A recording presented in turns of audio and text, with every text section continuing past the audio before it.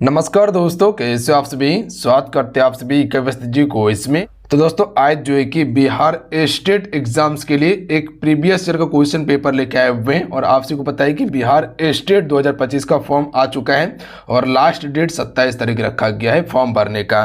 तो जो भी बच्चे फॉर्म नहीं भरे जरूर भर लीजिएगा।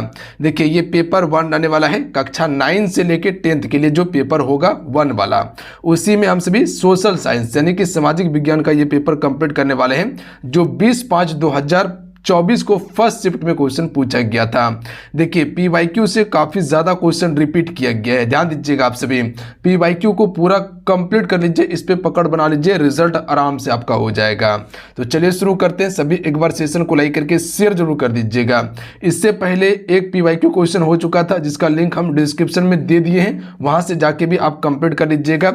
ये बिल्कुल ओरिजिनल ऑथेंटिक पेपर है, इस पे आप 100% भरोसा कर सकते हैं। तो चलिए शुरू करते हैं। सभी सेशन को लाइक जरूर कर दीजिएगा आप सभी। आज का पहला प्रश्न देखिए, जो क्वेश्चन पूछा गया था कि वास्को डिगामा कहाँ का यात्री था। देखिए वास्को डिगामा ने 1498 ईस्वी में भारत और यूरोप के बीच समुद्री मार्गों का खोज किया था। तो राइट आंसर हो जाएगा ये पुर्तगाल का था, ध्यान दीजिएगा आप सभी। अच्छा, वास्को डिगामा कहाँ पर पहुंचा था पता है आप सभी को, कालीकट बंदरगाह पर पहुंचा था, ध्यान दीजिएगा, केरल का कालीकट बंदरगाह पर। वहीं का राजा हुआ करता था राजा जेमोरिन, उसी ने इसका स्वागत किया था। अगला है सामंतवाद व्यवस्था में भूमि का मालिक कौन होता था। देखिए ये क्वेश्चन पूछा गया है, तो इसका राइट आंसर क्या हो जाएगा, ध्यान दीजिएगा, भूमि का मालिक उस समय राजा होता था। तो ऑप्शन में सी राइट आंसर होगा। सामाजिक संविदा प्रसिद्ध पुस्तक किनकी है। देखिए पीवाईक्यू की अगर बात किया जाए तो काफी ज्यादा प्रश्न रिपीट कर लिया गया है। अगर उन प्रश्नों को पूरा कंप्लीट कर लेते, पकड़ बना लेते और उसके आसपास से क्वेश्चन को पढ़ के चल जाते हैं तो आराम से स्कोर कर पाइएगा, कहीं कोई दिक्कत नहीं होगा आप सभी को। तो सामाजिक संविदा जो है ये किनकी पुस्तक है, तो याद रखिएगा आप सभी, रूसों की पुस्तक है। तो ऑप्शन में ए राइट आंसर होगा। जब आप फ्रांस की क्रांति पढ़िएगा तो वहां आपको रूसों के बारे में पढ़ने के लिए मिलेगा। अगला क्वेश्चन देखिए, टीथे कर क्या था। देखिए फ्रांस की क्रांति में एक था टीथे कर और एक था आपका टेले कर, ध्यान दीजिएगा आप सभी। देखिए टीथे कर जो लगाया जाता था ये धार्मिक कर पर लगाया जाता था और टेले वाला भूमि कर होता था। तो ध्यान दीजिएगा ऑप्शन में भी राइट आंसर होगा। चलिए अगला क्वेश्चन देख लीजिएगा, मेन कैंप किसकी रचना है। देखिए अगर मेन कैंप की बात किया जाए तो ये हिटलर की रचना है, ऑप्शन में बी राइट आंसर होगा। प्रथम विश्व युद्ध कब प्रारंभ हुआ था। देखिए पहला विश्व युद्ध की बात किया जाए तो राइट आंसर हो जाएगा 1914 में। देखिए 1914 में प्रारंभ होता है और ये 1918 तक चलता है, लगभग ये 4 वर्षों तक ये युद्ध हुआ था। अच्छा, आप सभी को पता है कि वर्साई की संधि के तहत इसे समाप्त किया गया था और वर्साई की संधि को आरोपित संधि मानता था कौन, हिटलर। इसी के कारण 1939 में दूसरा विश्व युद्ध चलता है और 1945 तक ये चला था। जब जापान पे परमाणु बम गिराया गया उसके बाद जो है कि फिर ये युद्ध समाप्त हो गया था। अगला है कि 96 की घेराबंदी कितनी लंबी थी।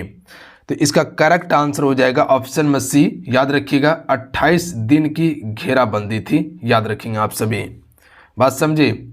अगला क्वेश्चन है कि लुईस 16वां 20 वर्ष का था और उसका विवाह ऑस्ट्रिया की राजकुमारी डैश से हुआ था। तो यहाँ सबसे पहले ये याद रखिएगा कि लुईस 16वां कितने वर्ष का था, 20 वर्ष का, पूछा जा सकता है प्रश्न। और ऑस्ट्रिया की राजकुमारी किससे विवाह किया था, मेरी एंटोनेट से विवाह किया था, याद रखिएगा आप सभी, मेरी एंटोनेट से विवाह किया था। तो ऑप्शन नंबर क्या हो जाएगा, सी करेक्ट आंसर होगा। अगला है कि लिब्रे डैश में मुद्रा की एक इकाई थी जिसे 1794 में बंद कर दिया गया था। तो देखिए लिब्रे जो है ये फ्रांस की मुद्रा था, याद रखिएगा आप सभी, बात समझे। लिब्रे कहाँ की मुद्रा था, फ्रांस की। अभी तक ज़्यादातर मुद्रा जो चल रहा है यूरोप में यूरो मुद्रा चलता है, ये भी फैक्ट को याद रखिएगा। अगला क्वेश्चन देख लीजिएगा, प्रथम विश्व युद्ध जो 1914 में शुरू होता है, इसी के दौरान रूस की वापसी, ध्यान दीजिएगा, रूस प्रथम विश्व युद्ध में अलग हो जाता है। मित्र देशों की सेनाओं को किस प्रकार प्रभावित किया था। तो देखिए मित्र देशों की सेनाओं को जो प्रभावित किया था कि मित्र देशों की सेना जल्द ही जर्मनी से अधिक होने वाली थी। तो ऑप्शन नंबर इसका ए करेक्ट आंसर होगा, याद रखिएगा आप सभी, बात समझे। और इसी युद्ध में कह सकते हैं कि 1917 में जो आपका अमेरिका भी प्रथम विश्व युद्ध में शामिल होता है, यह भी फैक्ट को याद रखिएगा आप सभी। अच्छा, मित्र देश में कौन कौन सा देश था, तो याद रखिएगा फ्रांस, रूस, जापान और ब्रिटेन शक्तिशाली देश था, याद रखिएगा आप सभी। क्या बताएं, मित्र देश में शामिल था फ्रांस, रूस, जापान, ब्रिटेन था और केंद्रीय शक्ति में शामिल था एक था मित्र देश और एक था केंद्रीय शक्ति।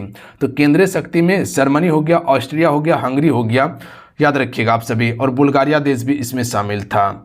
तो केंद्रीय शक्ति और मित्र देश। अगला क्वेश्चन देख लीजिएगा, भारत में सबसे बड़ी जनजाति कौन सी है? तो याद रखिएगा भील जनजाति भारत की सबसे बड़ी जनजाति है। और दूसरी सबसे बड़ी जनजाति कौन सी है? 2011 जनगणना के अनुसार गोंड। और तीसरी सबसे बड़ी जनजाति कौन सा हो जाएगा? संथाल हो जाएगा। ये भी याद रखिएगा आप सभी। अगला है, उपनिवेशिक काल के दौरान भारत में वन संसाधनों के दोहन में किस यूरोपीय शक्ति ने महत्वपूर्ण भूमिका निभाई? तो इसका राइट आंसर हो जाएगा ब्रिटेन ने। चलिए अगला क्वेश्चन देख लीजिएगा, एग्जैक्ट प्रश्न को याद रखिएगा फ्रेंड। भारत में ब्रिटिश औपनिवेशिक शासन के दौरान पारित वन अधिनियम 1927 का मुख्य उद्देश्य क्या था?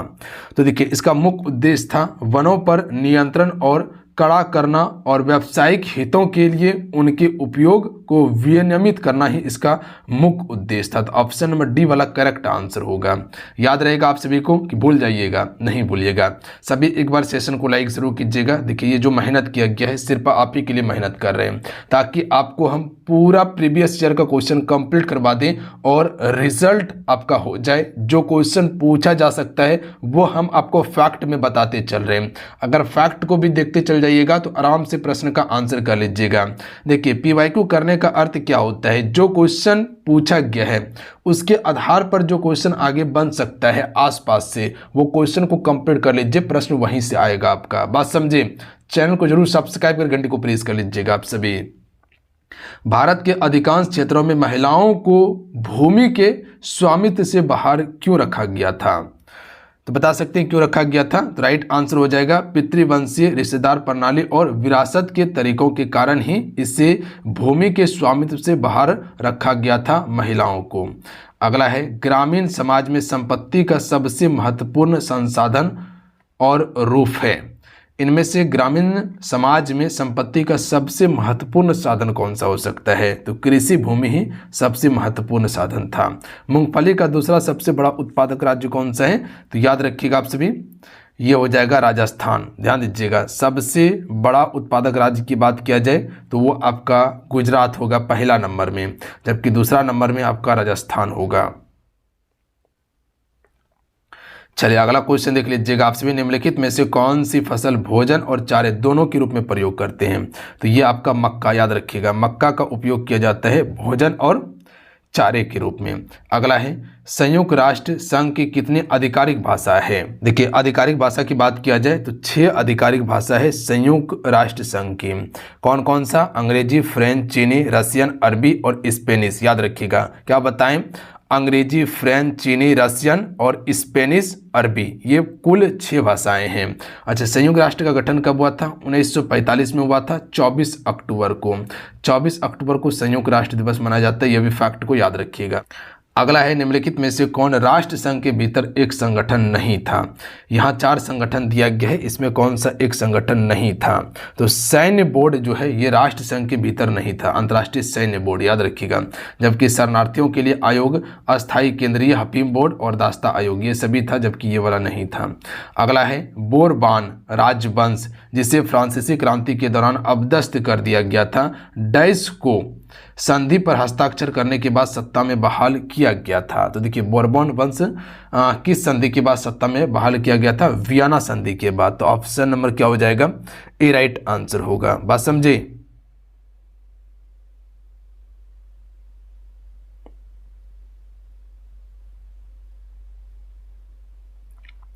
वियना संधि कब हुआ था? 1815 ईस्वी में। याद रखिएगा आप सभी। अगला है कि किस साल में रूस में जारिस्ट सत्ता का पतन हुआ था? तो ये कब पतन हुआ था? 1917 ईस्वी में। तो सी राइट आंसर होगा। अगला है कि जारीना अलेक्जेंड्रिया थी। तो जारीना अलेक्जेंड्रिया जो थी ये आपका जर्मनी की मूल निवासी थी। याद रखिएगा आप सभी। ब्रिटेन में लेबर पार्टी की स्थापना समाजवादी और डैश के द्वारा की गई थी।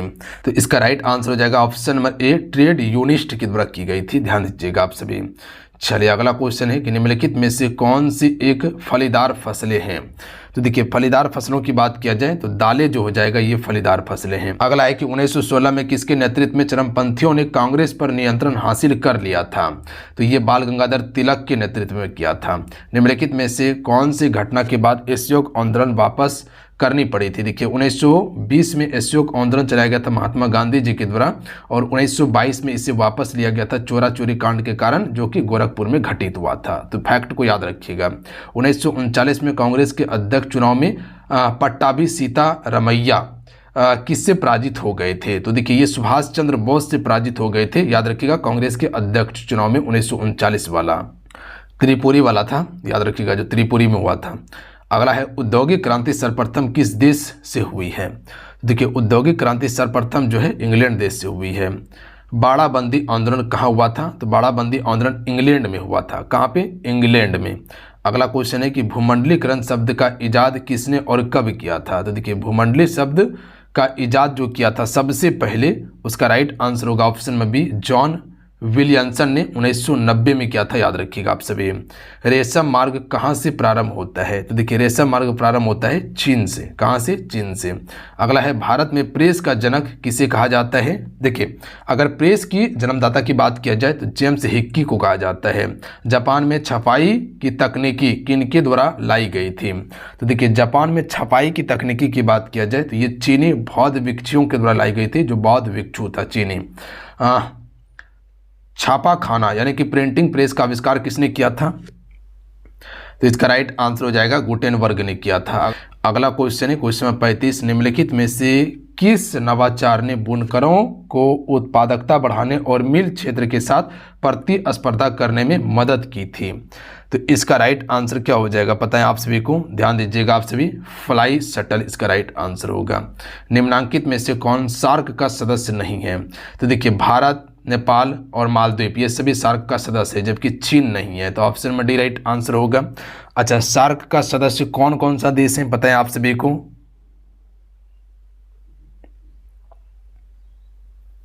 भारत है, पाकिस्तान है, ठीक है, नेपाल है, भूटान है, श्रीलंका है, बांग्लादेश है, मालदीव है, अफगानिस्तान है, जबकि चीन इसमें शामिल नहीं है। बात समझे। रेडक्लिफ रेखा भारत को किस देश से अलग करती है। तो रेडक्लिफ रेखा भारत और पाकिस्तान को, जबकि अगर बात किया जाए तो डूरंड पाकिस्तान और अफगानिस्तान के बीच में है और मैकमोहन भारत और चीन के बीच में है। शिव समुद्रम जलप्रपात किस नदी पर है। राइट आंसर हो जाएगा कावेरी नदी पर है। याद रखिएगा आप सभी, किस नदी पर, कावेरी। भारत में दक्षिण पश्चिम मानसून का आगमन कब से होता है। तो ये 1 जुलाई से दक्षिण पश्चिम मानसून का आगमन होता है भारत में। यही वाला दक्षिण पश्चिम मानसून है, ध्यान दीजिएगा आप सभी। इसी से भारत में सबसे अधिक वर्षा होता है। अगला है किस वर्ष से सरकार द्वारा पादप उद्यानों को वित्तीय तथा तकनीकी सहायता दी जा रही है। तो राइट आंसर हो जाएगा ये आपका 1992 से ही दी जा रही है। भारत के किस राज्य में न्यूनतम जनसंख्या घनत्व है। देखिए न्यूनतम जनसंख्या घनत्व या ऑप्शन के हिसाब से बताना है। ऐसे अपना बिहार राज्य का सबसे ज़्यादा जनसंख्या घनत्व है, सबसे कम अरुणाचल प्रदेश का है। Option number D correct answer होगा। याद रखिएगा सबसे ज़्यादा जनसंख्या कहाँ पे है, उत्तर प्रदेश में, और सबसे कम कहाँ है, सिक्किम में। आधिकारिक रूप से कितने वर्ष पर जनगणना होती है। तो सभी को पता है 10 वर्षों पर होती है। देखिए सबसे पहला जनगणना कब हुआ था पता है आप सभी को, 1872 में लॉर्ड मेयो के शासनकाल में, जबकि 1881 में नियमित रूप से जनगणना लॉर्ड रिपन काल में शुरू हुआ था। अगला है निम्नलिखित में से कौन सा उम्र समूह जो है कार्यशील जनसंख्या के लिए है। कार्यशील जनसंख्या कौन सा उम्र का होता है। 15 से लेकर 60 वर्ष तक कार्यशील जनसंख्या माना जाता है, यानी कि इस उम्र में व्यक्ति अधिक कार्य करता है। अगला है निम्नलिखित में से कौन सा देश भारत के साथ सबसे छोटी सीमा साझा करता है। तो देखिए सबसे छोटी सीमा साझा करता है अफगानिस्तान देश के साथ में। याद रखिएगा आप सभी। सबसे बड़ा किसके साथ में है, बांग्लादेश के साथ में। श्रीलंका को स्वतंत्रता कब मिली थी। तो इसका राइट आंसर क्या हो जाएगा, बी नंबर करेक्ट आंसर होगा 1948 में। मापनी क्या है। तो देखिए मापनी की बात किया जाए तो ये एक अनुपात है मापनी, याद रखिएगा क्या है, अनुपात। अगला है पृथ्वी के अक्ष के सिरों को कहते हैं? तो देखिए, पृथ्वी का जो अक्ष का सिरा है ये उत्तरी ध्रुव हो जाएगा और ये दक्षिणी ध्रुव हो जाएगा। इसी को अक्ष कहा जाता है ना, तो इसे ध्रुव के नाम से जानते हैं। जबकि इस रेखा को विषुवत रेखा, ऊपर वाला रेखा को कर्क रेखा और नीचे वाला रेखा को मकर रेखा कहा जाता है। इसे हम सभी 0 डिग्री देशांतर रेखा कहते हैं, जिससे समय का निर्धारण होता है। अच्छा, अपना देशांतर रेखा क्या है आप सभी को पता है, तो वो 82.5 डिग्री पूर्वी देशांतर रेखा है, जो इलाहाबाद के नैनी नामक स्थान से गुजरती है। तो ये भी फैक्ट को याद रखिएगा। अगला है, दुनिया की प्रदूषित नदियां में शामिल है। तो दुनिया की प्रदूषित नदियां में शामिल है गंगा नदी, जिसकी लंबाई 2525 किलोमीटर है, याद रखिएगा। मुहाना कहाँ है इसका, याद रखिएगा, बंगाल की खाड़ी।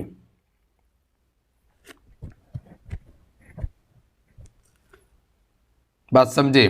अगला है, भारत किस महाद्वीप में है? तो सभी को पता होगा, एशिया महाद्वीप में है। अगला है, झारखंड, छत्तीसगढ़, मध्य प्रदेश राज्य डैश खनिज के लिए समृद्ध हैं? तो यहाँ पर सबसे ज़्यादा कोयला पाया जाता है। तो ऑप्शन नंबर क्या हो जाएगा, ए राइट आंसर होगा। देखिए, सबसे ज़्यादा कोयला का उत्पादन छत्तीसगढ़, उसके बाद उड़ीसा करता है, और उसके बाद तीसरा सबसे बड़ा उत्पादक राज्य जो है वो आपका झारखंड है। जबकि भंडारण की दृष्टि से बात किया जाए कि सबसे बड़ा भंडारण कोयला का किसका है, तो वो आपका झारखंड का है, सबसे ज़्यादा भंडारण है। अगला क्वेश्चन है कि भारत का कौन सा राज्य सबसे अधिक मात्रा में दालों का उत्पादन करता है? तो ये आपका मध्य प्रदेश होगा। चलिए अगला क्वेश्चन देखिए आप सभी, निम्नलिखित में से कौन सा कथन सत्य नहीं है? पहला है कि भारत विश्व में फलों का सबसे बड़ा उत्पादक है, सही कथन है। भारत विश्व में सब्जी का सबसे बड़ा उत्पादक है, नहीं, गलत बात। भारत जो है सब्जी के उत्पादन में दूसरे स्थान पे आता है, ना कि पहले स्थान पे। फलों, सब्जी और मसालों के उत्पादन को बागवानी कहते हैं, सही है। उत्तर प्रदेश भारत में गेहूं का सबसे बड़ा उत्पादक है, ये भी सत्य कथन है। अगला क्वेश्चन है कि भारत में श्वेत क्रांति का पिता किसे कहा जाता है? देखिए, भारत में हरित क्रांति का पिता डॉक्टर एम.एस. स्वामीनाथन को कहते हैं, जबकि श्वेत क्रांति का पिता कहा जाता है डॉक्टर वर्गीज कुरियन को कहा जाता है। तो बी राइट आंसर होगा। कोई पदार्थ या वस्तु उसकी डैश के कारण संसाधन बन जाता है। तो कोई पदार्थ या वस्तु कब संसाधन बनेगा? जब उपयोग हम करेंगे उसको, ठीक है। जिसका उपयोग नहीं करेंगे तो वो संसाधन क्यों होगा? तो उपयोगिता के हिसाब से वो संसाधन बन जाता है। अगला क्वेश्चन है कि ताज़ा पानी मुख्य रूप से सतही अपवाह और भूजल से प्राप्त होता है, जिसे डैश के माध्यम से लगातार नवीनीकृत और रिचार्ज किया जाता है। तो ये नवीनीकृत और रिचार्ज करने की बात किया जाए तो ये हाइड्रोलॉजिकल चक्र के द्वारा किया जाता है। अगला है, मीठे पानी का लगभग 70% डैश ग्रीनलैंड और दुनिया के पर्वतीय क्षेत्र में बर्फ की चादर और ग्लेशियर के रूप में होता है। तो ये आपका अंटार्कटिका इसका राइट आंसर होगा। ध्यान दीजिएगा आप सभी, बात समझिए। अंटार्कटिका में सबसे ज़्यादा कह सकते मीठे पानी का है प्रतिशत, और ये बर्फ़ के रूप में ढका हुआ है, पता है, सबसे ज़्यादा बर्फीला क्षेत्र है, और यहाँ कह सकते हैं कि एक बर्फ़ का मोटी परत बिछा हुआ है।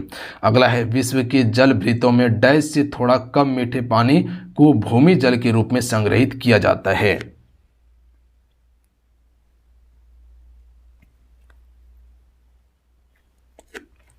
0.3% के रूप में आयोग के द्वारा यही आंसर लिया गया है, तो ध्यान दीजिएगा। अगला है, छत वर्षा जल संचयन पुनर्भरण की एक तकनीकी है। तो इसका राइट आंसर क्या हो जाएगा? भूजल की एक तकनीकी है। अगला है, निम्नलिखित में से कौन सा एक पानी की कमी का कारण नहीं है? तो देखिए, पानी का कमी कब होता है? इसका अत्यधिक दोहन करेंगे तो पानी का कमी होगा, अत्यधिक उपयोग करेंगे तो होगा, जनसंख्या बढ़ेगा तो होगा, इनमें से कोई भी नहीं होगा। ध्यान दीजिएगा आप सभी। अगला क्वेश्चन देख लीजिएगा, उत्तर पूर्वी भारत में जनजातीय क्षेत्र में बड़े हिस्सों की वनों की कटाई डैश के द्वारा की जाती है।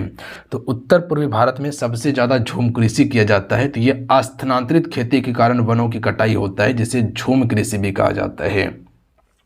निम्नलिखित में से कौन सी मणिपुर की लुप्त पर्याय प्रजाति है? तो मणिपुर की लुप्त पर्याय प्रजाति कौन सी है?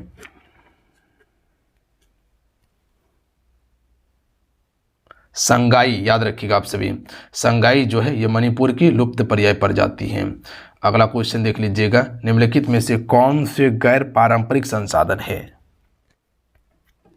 देखिए, गैर पारंपरिक संसाधन जो हो जाएगा पवन ऊर्जा, सौर ऊर्जा, ज्वारीय ऊर्जा। ये गैर पारंपरिक संसाधन है जो कभी खत्म नहीं हो सकता है, और इससे वायुमंडल प्रदूषण भी नहीं होता है। जबकि पारंपरिक संसाधन की बात किया जाए तो कोयला हो जाएगा, यूरेनियम हो जाएगा, ये सभी पारंपरिक संसाधन हैं। जीवाश्म ईंधन क्या है? राइट आंसर हो जाएगा सी, दबे हुए जीव द्वारा निर्मित जो भी चीज़ें हैं वो जीवाश्म ईंधन के अंतर्गत आता है, जैसे कोयला, पेट्रोलियम, ये सभी जीवाश्म ईंधन हैं, क्योंकि जीवों के द्वारा ही बना है। करोड़ों वर्ष पहले जो जीव या पेड़ पौधा मिट्टी में दब गया, उसके बाद जो गल के जो निर्मित हुआ है उसी को कहा जाता है जीवाश्म। अगला है, निम्नलिखित में से किस देश के पास पेट्रोलियम और प्राकृतिक गैस का विशाल भंडार नहीं है? तो ये चीन के पास नहीं है, जबकि ईरान, इराक, सऊदी अरब के पास है। हुगली औद्योगिक प्रदेश का केंद्र है। तो ये आपका कोलकाता हावड़ा प्रदेश का केंद्र है, हुगली औद्योगिक केंद्र। अगला है, किस पतन का नया नाम जवाहरलाल नेहरू पतन रखा गया है? तो ये मुंबई वाला का। निम्नलिखित में से कौन सा ऊनी वस्त्र केंद्र है? राइट आंसर हो जाएगा बीकानेर। अगला है, सूती धागे की विश्व व्यापार में भारत की सबसे बड़ी हिस्सेदारी है जो कुल व्यापार का 10% है? तो कुल व्यापार का 0.25% है, तो याद रखिएगा। अगला है, भारत की जीडीपी में कपड़ा उद्योग का योगदान कितना प्रतिशत है? एग्जैक्ट प्रश्न को याद रखिएगा बाबू, क्वेश्चन पूछा जाएगा। 0.04%। 2011 जनगणना के अनुसार बिहार में प्रति वर्ग किलोमीटर जनसंख्या का घनत्व क्या है? देखिए, अगर प्रति वर्ग किलोमीटर की बात किया जाए तो 1106 व्यक्ति प्रति वर्ग किलो निवास करता है यहाँ पे। कहलगांव तापीय विद्युत परियोजना किस जिले में है? तो यह भागलपुर जिले में पड़ता है। अविभाजित बिहार में निम्नलिखित में से कौन सा एक बड़ा कृषि उद्योग शहर था? तो इसका करेक्ट आंसर हो जाएगा डालमिया नगर। याद रखिएगा आप सभी, सबसे बड़ा कृषि उद्योग क्षेत्र था डालमिया नगर। अगला क्वेश्चन है कि बिहार का कौन सा जिला सर्वाधिक वन आच्छादित है? तो इसका राइट आंसर हो जाएगा सी, कैमूर। याद रखिएगा, बिहार की निम्नलिखित में से कौन सा ताप विद्युत परियोजना कोयले पर आधारित है? तो देखिए, कोयले पर आधारित है इनमें से सभी, यानी कि बरौनी, कांटी और बाढ़, ये सभी कोयले पर आधारित ताप विद्युत परियोजना है। बेल्जियम सामाजिक विभाजन का आधार क्या था? तो इसका करेक्ट आंसर क्या हो जाएगा? भाषा ही इसका मुख्य आधार था। अगला है, भारतीय संविधान की समवर्ती सूची का प्रावधान किस देश से लिया गया है? तो देखिए, समवर्ती सूची की बात किया जाए तो ये ऑस्ट्रेलिया से लिया गया है, और समवर्ती सूची पर कानून बनाने का अधिकार किसका है? केंद्र और राज्य सरकार बनाता है। समवर्ती सूची में क्या है? जैसे जनसंख्या नियंत्रण, उसके बाद आपका शिक्षा, ये सभी समवर्ती सूची का विषय है। अगला है, रंग भेद की नीति किस देश में कायम था? राइट आंसर हो जाएगा दक्षिण अफ्रीका में। स्वतंत्र एवं निष्पक्ष चुनाव कराने की जिम्मेदारी किसकी है? तो राइट आंसर हो जाएगा चुनाव आयोग का। अगला है, यूनिवर्सल एडल्ट फ्रेंचाइज से क्या तात्पर्य है? तो करेक्ट आंसर हो जाएगा ऑप्शन में सी, सभी वयस्क को वोट देने का अधिकार। अगला क्वेश्चन देख लीजिएगा, भारतीय संविधान में मौलिक कर्तव्य किस देश से लिया गया है? तो इसका राइट आंसर हो जाएगा रूस से। मतदाता पहचान पत्र के अलावा और कितने प्रमाण पत्र वैध होते हैं? तो इसका राइट आंसर हो जाएगा 14 प्रमाण पत्र वैध होते हैं। अगला है, संविधान का अनुच्छेद 78 किससे संबंधित है? 4 ऑप्शन दिया गया है, बता सकते हैं कि संविधान का अनुच्छेद 78 किससे संबंधित है? तो याद रखिएगा ऑप्शन में बी करेक्ट आंसर होगा। सरकार के निर्णय और नीति के बारे में राष्ट्रपति को सूचित रखने के संबंध में प्रधानमंत्री का कर्तव्य के बारे में बताता है। अगला है, निम्नलिखित में से कौन लोकतांत्रिक चुनाव की सबसे महत्वपूर्ण विशेषता है? तो स्वतंत्र और निष्पक्ष चुनाव। अगला है, लोकसभा के लिए निर्वाचन क्षेत्र निम्न पर आधारित हैं। तो राइट आंसर हो जाएगा आबादी पर। भारत में आपातकाल सर्वप्रथम लागू हुआ था, तो इसका करेक्ट आंसर हो जाएगा 1962 में लागू हुआ था सबसे पहले। बात समझे। लोकसभा में बहुमत दल का नेता कौन होता है? देखिए, आपातकाल लगाने का शक्ति किसके पास है? राष्ट्रपति के पास। अनुच्छेद 352 के तहत राष्ट्रीय आपातकाल, अनुच्छेद 356 के तहत, ध्यान दीजिएगा, अनुच्छेद 356 के तहत राष्ट्रपति शासन और अनुच्छेद 360 के तहत वित्तीय आपातकाल लगाया जाता है। तो लोकसभा में बहुमत दल का नेता कौन होता है? तो प्रधानमंत्री होता है। चलिए, अगला क्वेश्चन है कि साधारण विधेयक को कानून बनाने के पहले कितने चरणों से होकर गुजारना होता है? तो इसका राइट आंसर हो जाएगा सी, 5 चरणों से। राष्ट्रपति द्वारा लोकसभा और राज्यसभा के लिए नामांकित सदस्य की संख्या कुल कितनी है? तो इसका राइट आंसर हो जाएगा 12 सदस्य हैं। अगला है इनमें से कौन एक राजनीतिक अधिकार है। तो देखिए राजनीतिक अधिकार की बात किया जाए तो चुनाव लड़ने का अधिकार आपका राजनीतिक अधिकार है, जबकि काम करना या परिवार जीवन का अधिकार पारंपरिक जीवन का अधिकार ये सभी राजनीतिक अधिकार नहीं है। चुनाव लड़ना राजनीतिक अधिकार है। सामाजिक विभेद का एक अच्छा परिणाम क्या है। तो इसका राइट आंसर हो जाएगा लोकतंत्र को सशक्त बनाना, इसका एक अच्छा परिणाम माना जाता है। अगला है निम्नलिखित में से कौन लोकतांत्रिक सरकार की विशेषता नहीं है। तो देखिए लोकतांत्रिक सरकार की विशेषता सबसे पहले है क्या, नियमित चुनाव कराना यह है, सार्वभौमिक वयस्क मताधिकार ये भी है, मौलिक अधिकार का रक्षा करना ये भी है, जबकि केंद्रीकृत निर्णय लेना ये नहीं है। तो सी राइट आंसर होगा। RTI कौन दाखिल कर सकता है। देखिए RTI फाइल वही दाखिल कर सकता है जो भारत का नागरिक हो, यानी कि ऑप्शन में ए राइट आंसर होगा। सत्ता साझाकरण के बारे में निम्नलिखित में से कौन सा कथन सत्य है। तो सत्ता साझाकरण के बारे में कथन सत्य हो जाएगा, ये सभी हो जाएगा, यानी कि सत्ता सरकार के विभिन्न अंगों के बीच साझा की जाती है, सही कथन है। सत्ता को विभिन्न स्तर पर सरकारों के बीच साझा किया जा सकता है, ये भी सत्य है। सत्ता को विभिन्न सामाजिक समूह के बीच साझा किया जा सकता है, ये भी सत्य कथन है। अगला है कि डैश बेल्जियम में विभिन्न सामाजिक समूह के बीच सत्ता की साझेदारी का एक अच्छा उदाहरण है। तो इसका राइट आंसर हो जाएगा ऑप्शन में ए सामुदायिक सरकार, ध्यान दीजिएगा आप सभी। अगला है राजनीतिक दलों का उदय सीधे तौर पर डैश के उद्भव से जुड़ा है। तो ये किसके उद्भव से जुड़ा है, प्रतिनिधि लोकतंत्र के उद्भव से जुड़ा है। अगला है कि भारत की चुनाव आयोग के अनुसार राष्ट्रीय पार्टी के रूप में अगर मान्यता प्राप्त करना है तो एक राजनीतिक दल का अस्तित्व में होना आवश्यक क्या है। तो वो कम से कम 4 राज्यों में, याद रखिएगा आप सभी, राज्य स्तरीय दल के रूप में अगर मान्यता है तब जाके उसे राष्ट्रीय पार्टी का दर्जा मिल सकता है। लोकतंत्र की सफलता की एक आवश्यक शर्तें क्या है। तो राइट आंसर हो जाएगा लोकतंत्र में आस्था, याद रखिएगा। अगला है निम्नलिखित में से कौन सा लोकतंत्र में संघर्ष को हल करने का तरीका नहीं है। तो इसका करेक्ट आंसर हो जाएगा सशस्त्र क्रांति। ये लोकतंत्र में संघर्ष को हल करने का तरीका नहीं है, जबकि जन लामबंदी, संसद का उपयोग करना और न्याय करना ये सभी है, जबकि सशस्त्र क्रांति ये नहीं है। अगला है भारत के लोकतंत्र की सफलता के लिए कौन से कारक आवश्यक हैं। तो देखिए लोकतंत्र की सफलता के लिए आवश्यक क्या हो जाएगा। पहला देखिएगा लोकतंत्र का मूल आधार चुनाव है, जो प्रतिनिधियों का चयन की प्रक्रिया है, ये भी सत्य कथन है। ये आपका लोकतंत्र की सफलता के लिए आवश्यक है कि यहाँ पर चुनाव हो और प्रतिनिधि का चुनाव किया जाए। उसके बाद है शिक्षा और राजनीतिक स्वतंत्रता के बिना लोकतंत्र स्थापित नहीं किया जा सकता है, ये भी सही है। न्याय व्यवस्था भी लोकतंत्र का एक स्तंभ है, ये भी सत्य है। तो ऑप्शन में डी राइट आंसर हो जाएगा सभी। अगला है विस्तार की चुनौती के संदर्भ में निम्नलिखित में से कौन सा विचार है। तो यहाँ पर विस्तार की चुनौती की बात किया गया है, तो इसका राइट आंसर क्या हो जाएगा। पहला कथन है कि स्थानीय सरकार को अधिक शक्ति सुनिश्चित करना, यह भी सत्य कथन है, बिल्कुल सही है कि स्थानीय सरकार को अधिक शक्ति देना चाहिए, ठीक है, तभी जाके कार्य बढ़िया हो पाएगा। दूसरा दिया हुआ है कि एक संप्रभु एवं कार्यात्मक राज्य की स्थापना करना, नहीं, ये कथन गलत है। एक संप्रभु और एक कार्यात्मक राज्य की स्थापना करना ये विस्तार पूर्व चुनौती का सही कथन नहीं है। उसके बाद है कि संघ की सभी इकाई तक संघीय सिद्धांत का विस्तार करना, सही है। महिलाओं और अल्पसंख्यक समूह का समावेश करना, तो ये भी सत्य कथन है। तो कथन इसका राइट आंसर क्या हो जाएगा, ए 3 और 4 हो जाएगा। तो ऑप्शन में सी वाला होगा 1 3 4। बात समझे। तो चलिए आज कितना ही, आज की सेट में पूरा 100 क्वेश्चन आपको कंप्लीट करवाए हैं। जो सारे PYQ क्वेश्चन था, जो भी एक्स्ट्रा फैक्ट बन सकता था वो फैक्ट भी बताए हैं, ठीक है। और इससे पहले एक सेट हम कंप्लीट करवा दिए थे, जाके देख लीजिएगा। देखिए हम कहते हैं कि प्रीवियस ईयर पर पकड़ कर लीजिए, आप सभी रिजल्ट आराम से बना लीजिएगा, दिक्कत नहीं होगा आप सभी को।